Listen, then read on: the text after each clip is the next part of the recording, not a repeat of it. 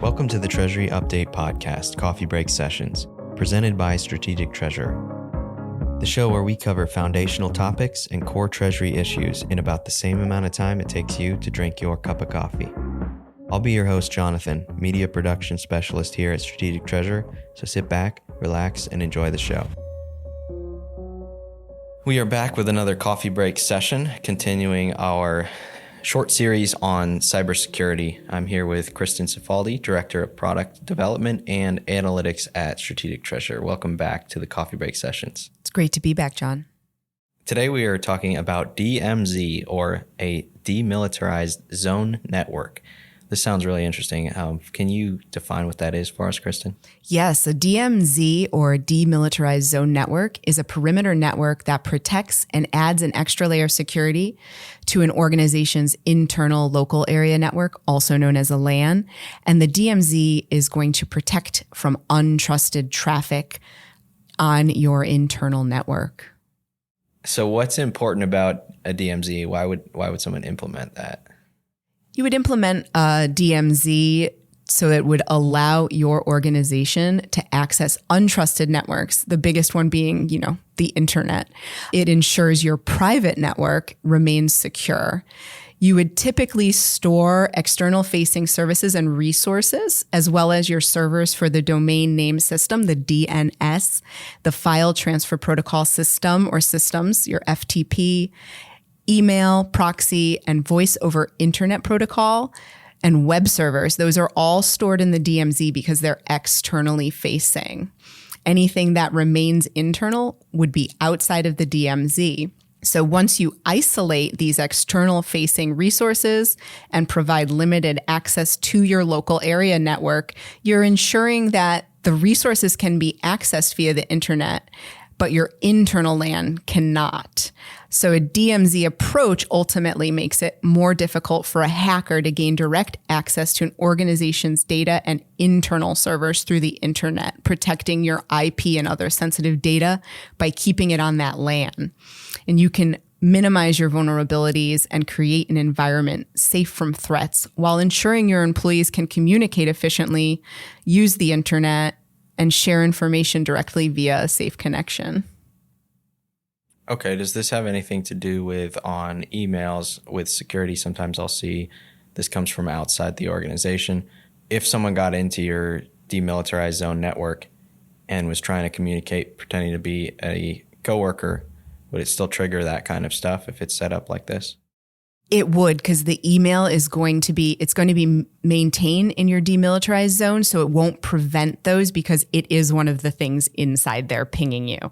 So if someone wormed their way through and you clicked on that, that would then open up. It's an area of vulnerability. Okay.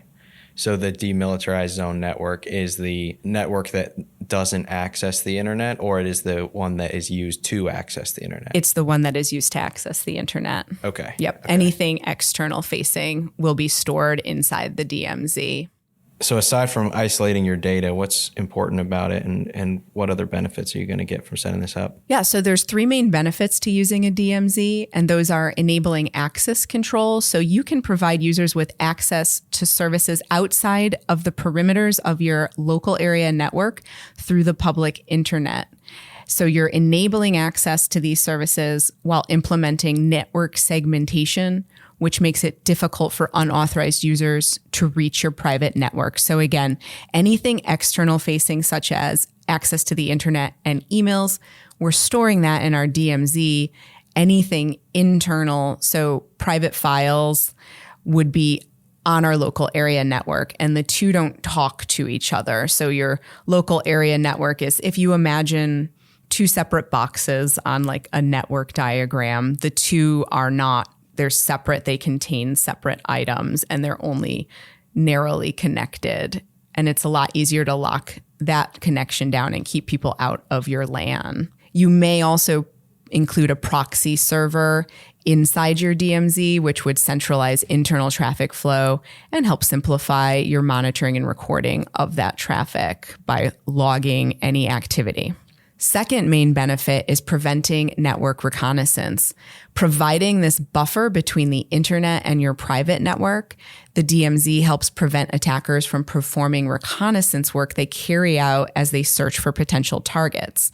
Servers within your DMZ are exposed publicly, but offer this additional layer of security by a firewall, which will prevent an attacker from penetrating your local area network and seeing anything stored inside there. So even if your DMZ gets compromised, you've got that extra internal firewall. So in our mind's eye, we have our two boxes, our LAN and our DMZ, with a firewall in between them, separating them, just keeping it secure and making that external reconnaissance more difficult for criminals. Our third main benefit is blocking internet protocol IP spoofing. So attackers will attempt to find ways to gain access to your systems by spoofing a legitimate IP address and impersonating an approved device signed into your network.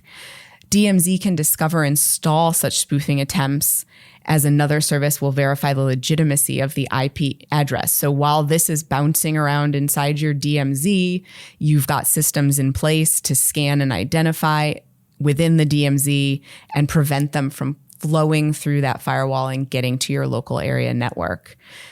Network segmentation is just so important just to keep things secure, create a space for traffic to be organized, and any public services, outward-facing services to be accessed away from your internal private network. Okay, so getting control, stopping reconnaissance, and giving you enough time to see when someone's trying to get in. Yep. Okay, that makes sense. Any final thoughts?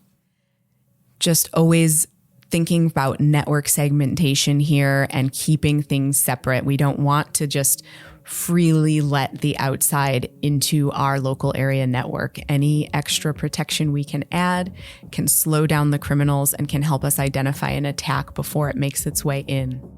Great. Well, thank you. And to our listeners, remember to tune back in every first and third Thursday of the month for another coffee break session.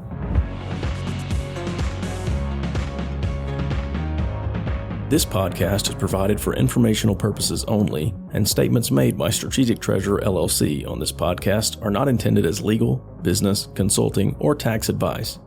For more information, visit and bookmark strategictreasurer.com.